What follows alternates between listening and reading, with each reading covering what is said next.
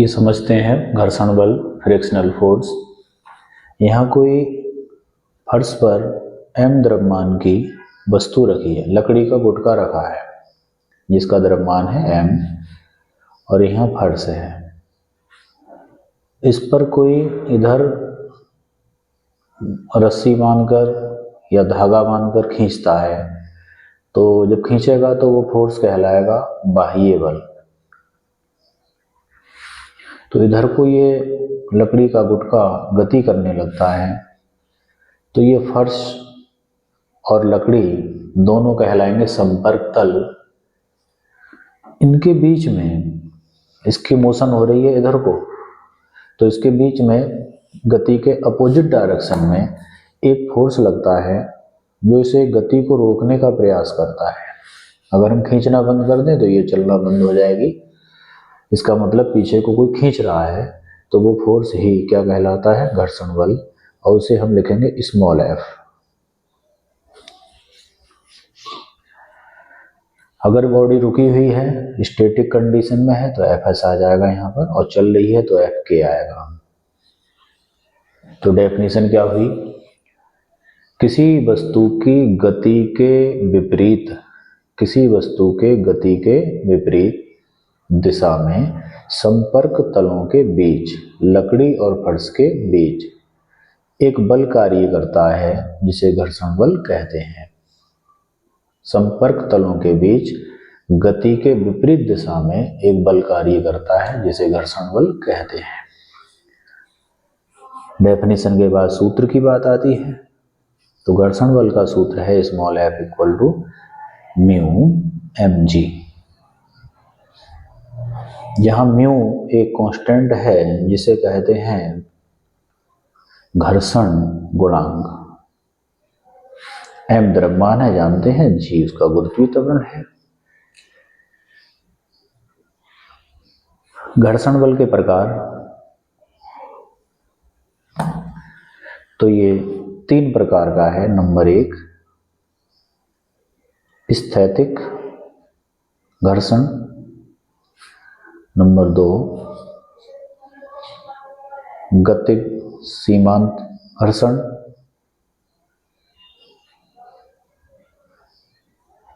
घर्षण बल शॉर्ट में बोल देते हैं घर्षण, लेकिन नाम है घर्षण बल, सीमांत घर्षण बल। 3 गतिक घर्षण बल। जब कोई वस्तु रुकी हुई होती है, रेस्ट में होती है, तब संपर्क तलों के बीच जो फ्रिक्शन लगेगा वो कहलाएगा स्थैतिक घर्षण बल, और इसे लिखेंगे हम Fs। कोई ऐसी कंडीशन हो जब वस्तु बिल्कुल चलने वाली हो लेकिन चल नहीं रही हो, जैसे किसी आनत तल पर, तिरछे तल पर रखी हुई वस्तु, जैसे जरा सा हम हल्का सा छू दें तो ये वस्तु इधर को चलने लगेगी, लेकिन इस समय चल नहीं रही है, तो ये एक सीमांत अवस्था में है। इस समय जो पीछे को विपरीत दिशा में घर्षण लगता होगा वो सीमांत घर्षण कहलाएगा। सीमांत घर्षण स्थैतिक घर्षण ही है, लेकिन ये मैक्सिमम वैल्यू होती है, इसलिए इसे Fmax कह सकते हैं। और जब ये वस्तु चलने लगेगी तो घर्षण बल कहलाएगा Fk। इसमें सबसे अधिक जो वैल्यू होती है वो इस घर्षण बल की होती है। जब वस्तु खींचने पर चलने की अवस्था में आ जाए उस समय जो बल होगा वो। तीनों कंडीशन बता दी गई। हमने देखा है कि घोड़ा तांगा जो होता है उस पर सवारी तांगे पे बैठी हो, तो जब घोड़ा तांगे को चलाना चाहता है तो कभी कभी पीछे हट जाता है, क्योंकि वो रुके हुए तांगे को जब खींचेगा तो घर्षण बल बढ़ेगा। किस स्थिति तक? सीमांत घर्षण की स्थिति तक। तो जब पीछे हटेगा तो पहिया लुढ़क जाएगा, लुढ़कने पे घर्षण कम हो जाएगा। तो गतिक घर्षण कम होता है, ये वाला घर्षण ज्यादा होता है। Fs बड़ा होता है Fk से। फिर गतिक घर्षण के प्रकार बांट दिए गए 2। गतिक में एक आ गया सर्पी घर्षण और एक हो गया लोटनिक घर्षण।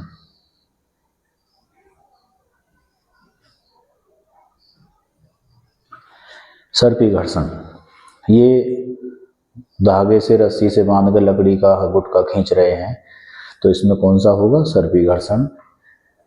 हम बाइक चला रहे हैं, एकदम हमने ब्रेक मार दिए, बाइक अगले दोनों पहियों के अगले पिछले दोनों पहियों के ब्रेक दबा दिए, तो बाइक फिसलती हुई जा रही है, कौन सा घर्षण है? सर्पी घर्षण। लोटनिक घर्षण, जब कोई चीज लुढ़क के चलती है, पहिया लुढ़क के चलता हो या लकड़ी का कोई बहुत बड़ा टुकड़ा पड़ा है, उसको लुढ़का कर ले जा रहे हैं, तो वो किस में आएगा? लोटनिक घर्षण में आएगा। सर्पी घर्षण की तुलना में लोटनिक घर्षण की वैल्यू कम होती है। लुढ़का के अगर हम कुछ चलाएंगे तो उसका घर्षण कम होगा, इस तरह से इसमें घर्षण कम होगा, और अगर इसे फिसला के चलाएंगे तो घर्षण ज्यादा होगा। सांप फिसल के चलता है तो कौन सा घर्षण है? सर्पी घर्षण है।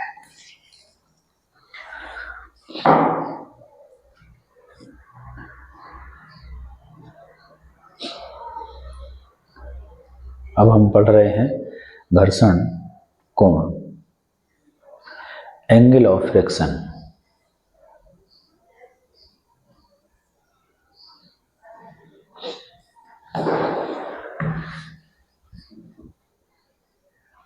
इसी डायग्राम पर बना ले रहे हैं।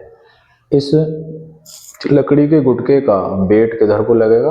ऊर्ध्वाधर नीचे को, वर्टिकली नीचे को, और रिएक्शन फोर्स प्लेन के तल के लंबवत ऊपर को। इसे आर से लिख रहे हैं, कुछ बुक्स में एन से लिखा गया है।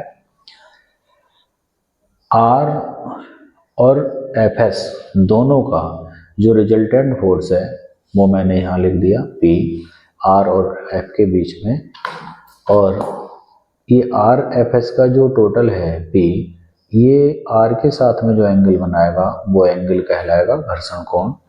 तो मैंने पी से आर पर एक परपेंडिकुलर ड्रॉ किया, तो यह जो साइड है रेड कलर वाली, ये इसके पैरेलल है यहाँ वाली साइड पे, तो इस पर हम ये लिख सकते हैं एफ एस। अब हमारे पास एक समकोण त्रिभुज हो गया ये, जिसका ये लंब है थीटा के सामने का, और ये आधार है आर। लंब है एफ एस, आधार है आर। तो मैं इसमें फॉर्मूला लगा रहा हूँ, tan थीटा बराबर लंब बटे आधार, परपेंडिकुलर अपॉन बेस। लंब पर क्या लिखा है? F S. आधार पे क्या लिखा है? आर। एफ एस का मान लगा दिया हमने, mu S into R. R equal to M G होता है, आर एम जी को बैलेंस कर रहा है, आर एम जी के बराबर है, तो एम जी की जगह हम आर लिख सकते हैं, म्यू आर। तो एफ एस की जगह म्यू आर अपॉन में आर से आर कट गया, तो फॉर्मूला बचेगा tan theta equal to mu S. ये एग्जाम में भी पूछ लेते हैं कि घर्षण कोण और घर्षण गुणांक में संबंध लिखो, तो ये आ जाता है।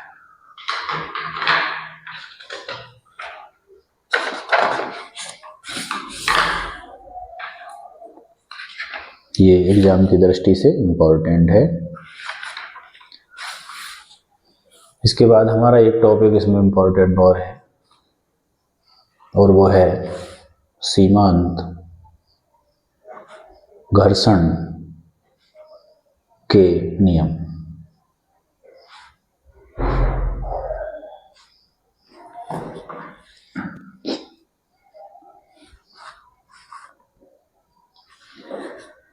सीमांत घर्षण के 3 नियम है। नंबर 1, सीमांत घर्षण बल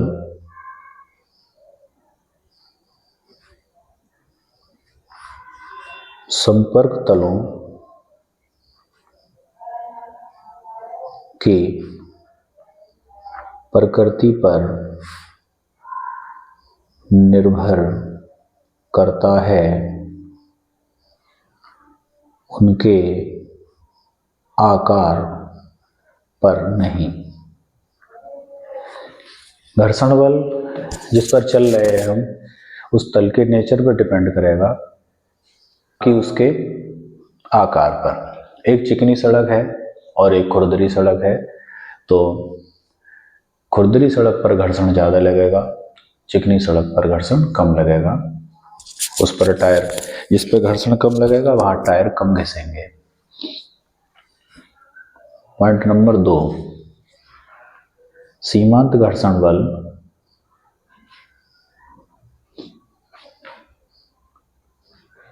संपर्क तलों के स्पर्श रेखीय होता है।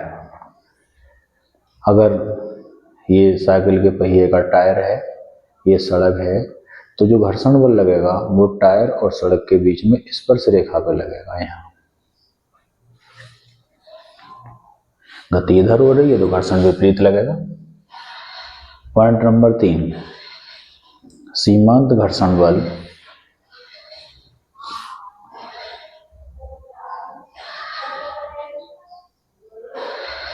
अभिलंब प्रतिक्रिया बल के अनुक्रमानुपाती होता है। इसका तात्पर्य बता रहे हैं, अभी संबंध लिखें। सीमांत घर्षण बल को लिखेंगे Fs, अनुक्रमानुपाती प्रोपोर्शनल, और प्रतिक्रिया बल होता है R, रिएक्शन फोर्स, जिसके कारण हमें अपने भार का एहसास होता है कि हमें कितना वजन है। Fs, ये चिन्ह हटेगा तो कांस्टेंट आएगा μs × R। ये फॉर्मूले का यूज थोड़ी देर पहले किया था हमने। और अगर वस्तु प्लेन इस जगह पर है, ऐसी जगह पर, तो R की वैल्यू किसके बराबर होती है? mg के।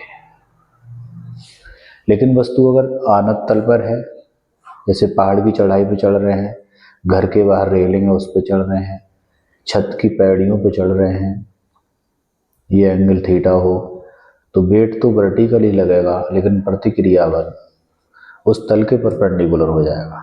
ऐसी स्थिति में प्रतिक्रिया बल ऐसा होगा, तल तिरछा होगा तो प्रतिक्रिया बल भी तिरछा हो जाएगा।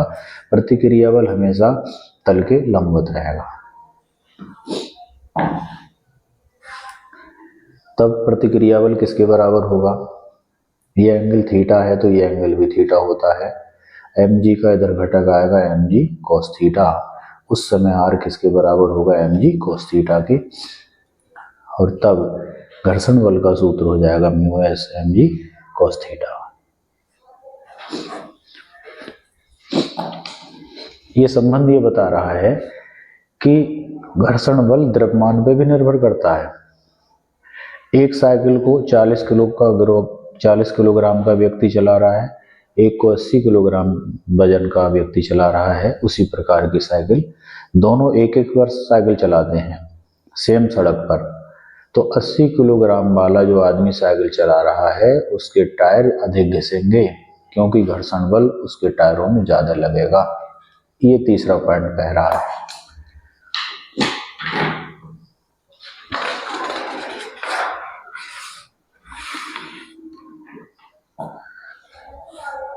कुछ प्रॉब्लम घर्षण से हानि और लाभ और देख लें। घर्षण से हानि, घर्षण से हानि नंबर 1 है कि इससे पुर्जे जो होते हैं मशीनों के वो घिस जाते हैं, और जो हमारे वाहनों के टायर होते हैं, व्हीकल्स के टायर, वो भी घिस जाते हैं। घर्षण की उपयोगिता, घर्षण के लाभ।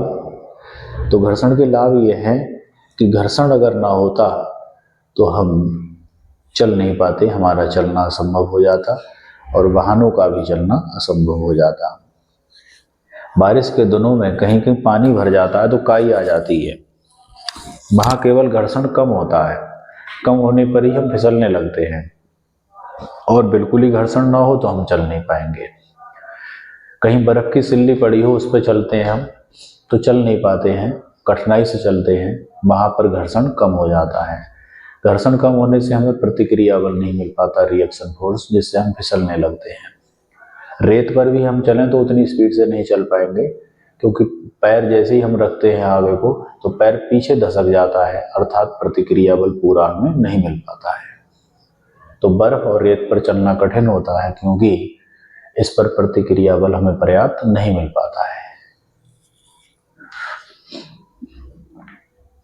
घर्षण से बचने के उपाय, पॉलिश करके जो मशीनों के पुर्जे होते हैं उन पर पॉलिश कर दी जाए तो घर्षण कम किया जा सकता है, या लुब्रिकेंट का उपयोग करके, जैसे मशीनों में मोबियाइल या ग्रीस का उपयोग करके हम घर्षण को कम कर सकते हैं।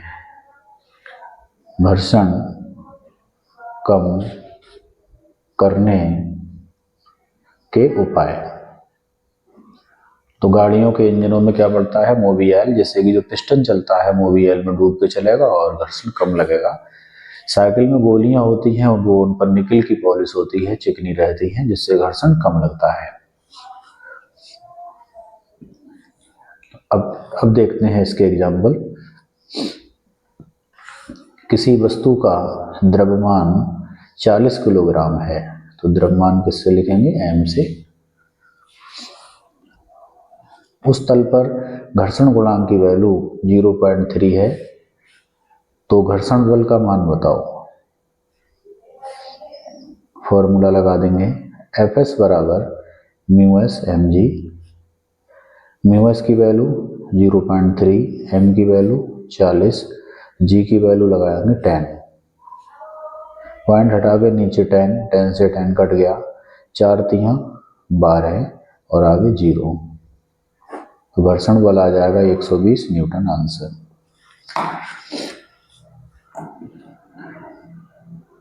नेक्स्ट एग्जाम्पल नंबर 2, किसी तल पर घर्षण कोण दिया है 60 डिग्री, तो उस स्थान पर घर्षण गुणांक बताओ। तो हम सूत्र लगा देंगे, μs बराबर tan थीटा,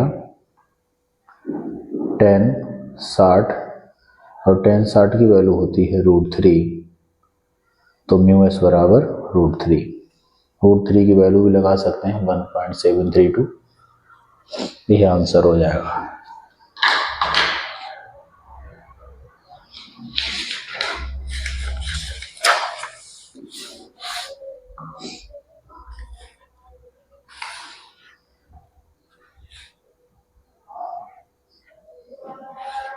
एक क्वेश्चन और,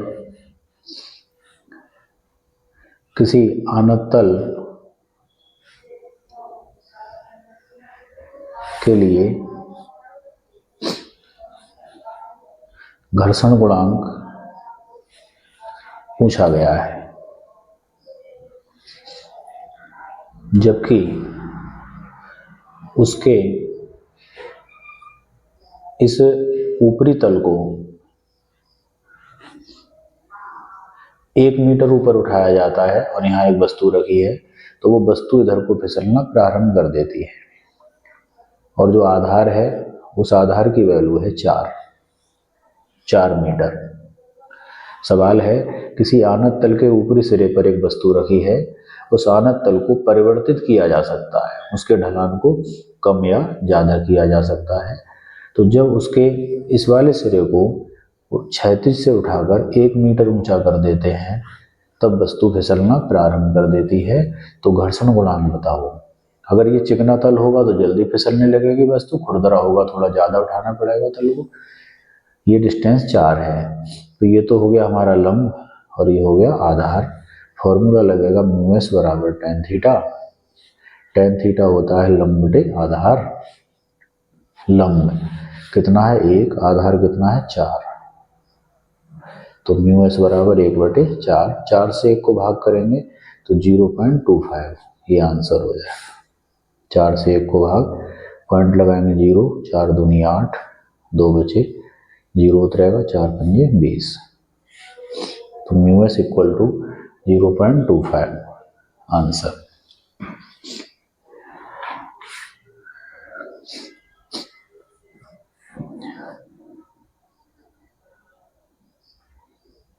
एग्जाम्पल नंबर 4,